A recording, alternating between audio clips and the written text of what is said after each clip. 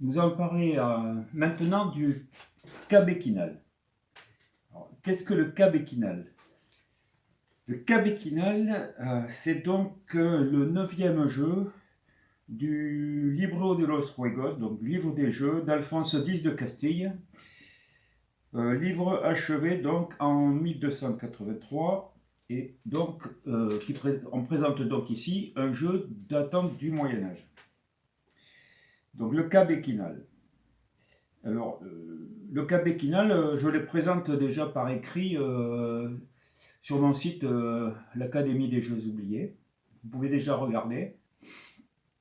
Et j'estime que c'est un jeu important dans l'histoire des jeux de table. Enfin, en tout cas, il prend une place importante. J'en ai déjà parlé du cas Béquinal. Dans le jeu du Taboula, enfin, prétendu du Taboula, en tout cas appelé Taboula maintenant d'une manière assez fréquente, et donc qui est un jeu de table qui était pratiqué donc par l'empereur Zénon, d'après Agathias. Et donc vous allez sur la vidéo concernant le Taboula de Zénon, l'empereur Zénon. Donc ce qui veut dire que il aurait été pratiqué, on va dire, au 5e siècle, hein, à Constantinople. Et j'en parle. J'en parle parce que si une position de jeu importante a bien été décrite par Agathias, il n'en demeure pas moins qu'il nous manque, le sens de circulation, on va dire, des dames, et puis il nous manque aussi l'entrée des dames, comment elles rentrent, comment elles sont disposées au début du jeu. J'explique que je donne en tout cas les suppositions qu'ont fait certaines personnes, souvent en fonction du jeu qu'ils pratiquaient à ce moment-là. Bon, s'ils pratiquaient le trick-track, ils vont dire que les dames allaient en sens opposé au taboula, oui. S'ils jouaient au backgammon, pareil d'ailleurs. Hein. Mais bon, ils pouvaient aussi estimer qu'elles partaient dans la même direction, dans le même sens, et partant du même cadran, on devait faire tout le tour. En partant de l'extérieur, ce qui se joue au jeu, un jeu qui s'appelle le Pouf, qui se joue plutôt en Allemagne, mais qui se jouait aussi au Moyen-Âge sous le nom de Buffa Cortesa, et qui se trouve aussi dans le Libro de los Juegos. Mais je soulevais un problème, c'est la disposition des dames, et donc j'avais trouvé un jeu qui correspondait mieux, et c'était quoi? C'était le cas Béquinal. Donc pour tout ça, vous allez voir sur... donc je ne dis pas que le taboula c'est le cas Béquinal, je dis que le cas Béquinal, la règle du cas Béquinal correspond le mieux à la disposition que nous propose Agathias. C'est tout ce que je dis. Sinon, nous ne connaissons rien. Hein. Mais bon, entre les trois propositions de début, je trouve que la position du cas Béquinal est celle qui est la plus appropriée pour le taboula, entre guillemets, taboula. Allez voir et vous jugerez. Bien, ceci étant dit, nous allons parler du cas Béquinal. Mais le cas Béquinal, je ne l'ai pas cité. Ce n'est pas que le taboula. C'est aussi un autre jeu qui s'appelle le barail. Et donc vous avez aussi une vidéo sur le barail, un jeu très intéressant, de la même époque que le cas Béquinal. Plusieurs noms, plusieurs appellations. Et c'est un jeu qui a eu beaucoup de succès, surtout en Italie. Vous s'appelez le sbaraglio, ou sbaraino, en diminutif, lorsqu'il était joué avec 2 dés au lieu de 3 dés.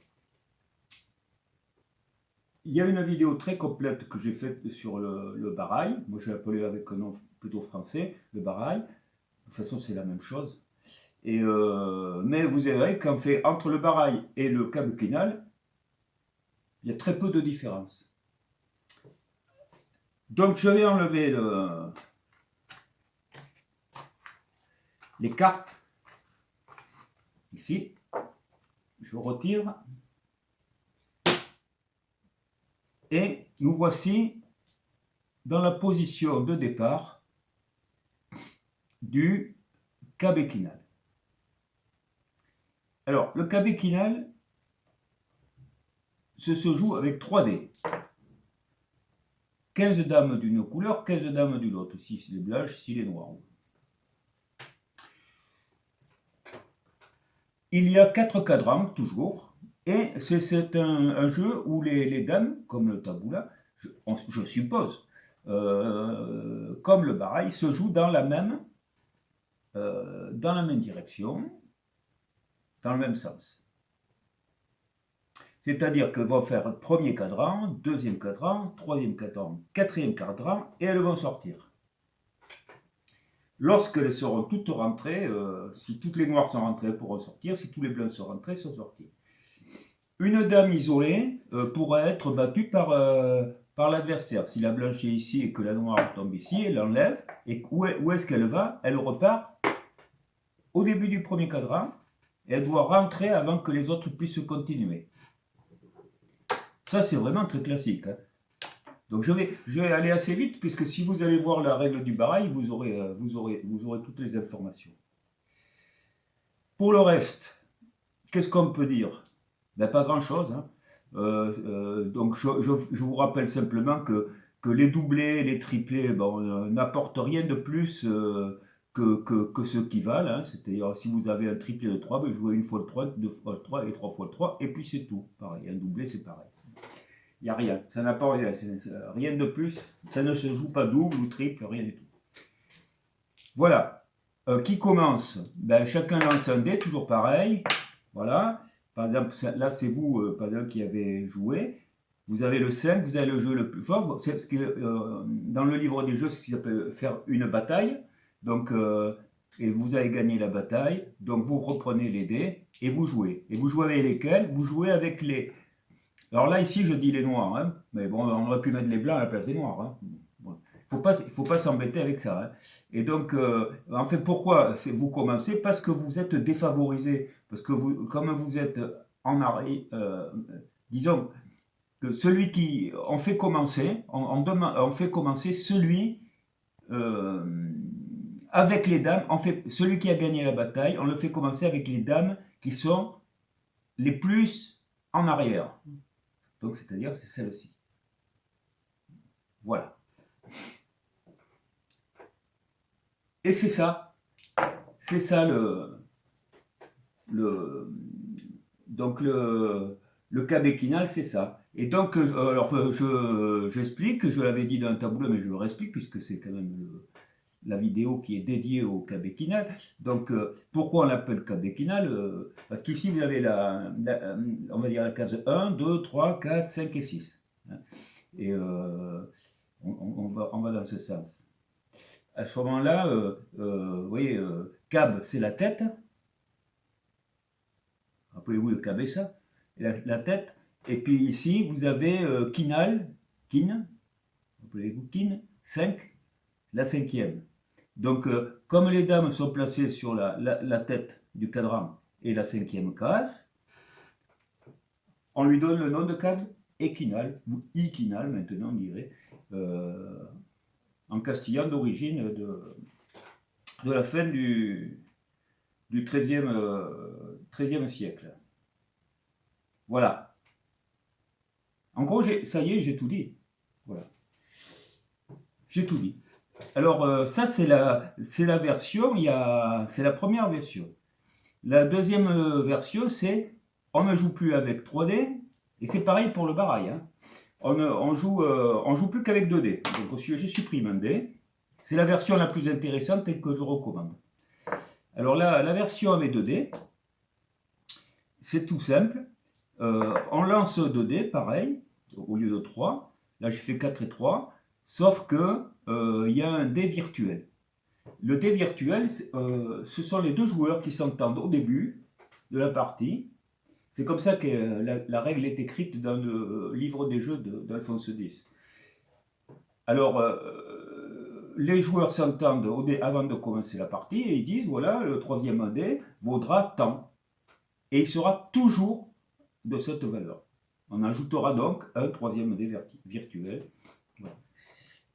Mais il est dit aussi que généralement, et puis c'est ce que l'on voit, on va retrouver dans le Sbarino, dont je donne la règle, et où le troisième dé virtuel, il est toujours à 6. En général, il était toujours choisi à 6. Donc on dira que le troisième dé, c'est un 6. Donc si je fais 4 et 3, en fait j'ai fait 4, 3 et 6. Si je fais n'importe quoi, je relance ici, là je fais un 4 et 2, ça fait 4, 2 et 6. Il y aura toujours un 6. Donc à la part de hasard, il y a une part de connu. Et ça c'est intéressant, c'est très intéressant. Ça modifie quand même le jeu. Ça lui donne une part de raisonnement non négligeable. Donc moi, je conseille donc de jouer au Kabekina avec 2 dés et le dé virtuel à 6. Et c'est ce que je vais montrer. Alors, que se passe-t-il? Là, on a vu la position de départ du Kabekina avec 3 dés réels. Mais lorsqu'on joue au Kabekina avec 2 dés réels et un dé virtuel, 6 ou si vous voulez autre, mais bon, oui, à ce moment-là, il faut faire une petite modification, pas très importante. Vous prenez la dame qui n'est pas privilégiée, donc la plus lointaine, et vous la mettez en arrière. Donc il se retrouve avec 2 dames ici. Et la dame ici, qui est elle privilégiée, on va lui faire déjà gagner 2 cadrans. Bon, ça c'est un choix qui avait été fait pour ce jeu, voilà. Bon, ben, écoutez, admettons-le, hein. C'est tout, hein. Admettons-le. Donc, voilà ce que je voulais vous dire. Donc, c'est tout. Après, tout le reste, c'est pareil. Donc, celui qui gagne la bataille, il commencera ici avec les noirs, et puis après, ce sera les blancs, etc. Voilà. C'est tout. Et c'est comme ça que l'on joue. Après, si vous voulez plus de détails, vous allez voir la page du barail. Alors, je vais vous montrer vite fait. Où vous allez voir la page du la vidéo du barail ou la page du Kabekina sur mon site. Voyons immédiatement la relation entre le barail et le Kabekina. Alors pour cela, je vais simplement supposer que cette dame, bon, ben, on la laisse là, c'est pas vraiment très important. Mais celle-là, non. Vous voyez? Celle-là, non. On la laisse là. Eh bien, pour jouer au barail, je vais vous montrer comment on fait. À partir de cette position-là.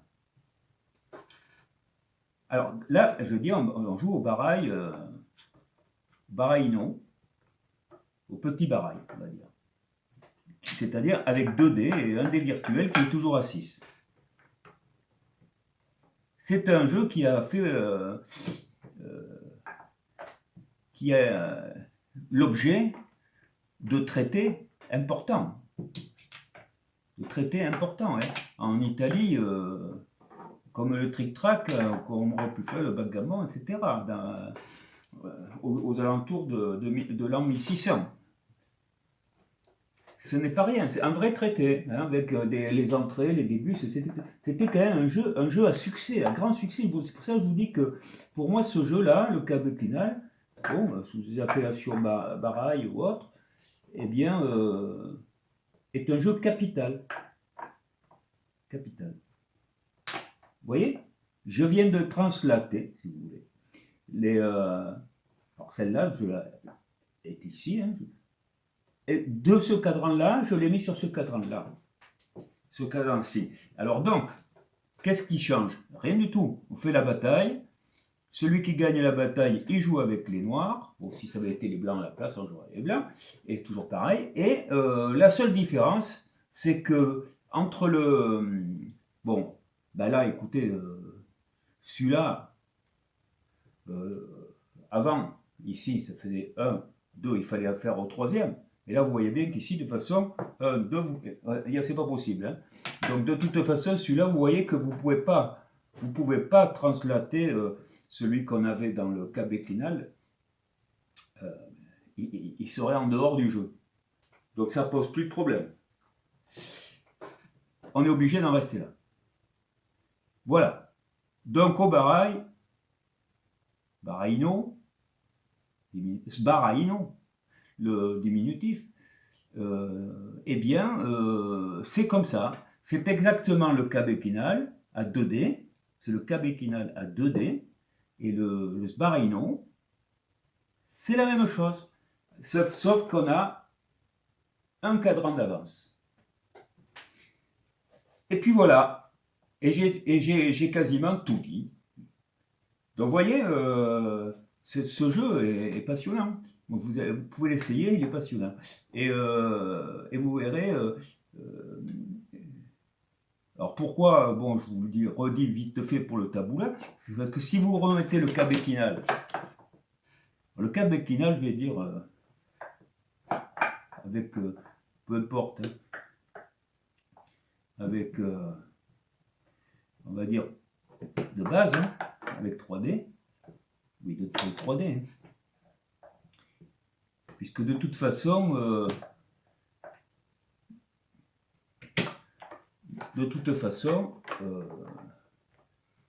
Agathias, qui est à peu près 60 ans après le décès de Zénon,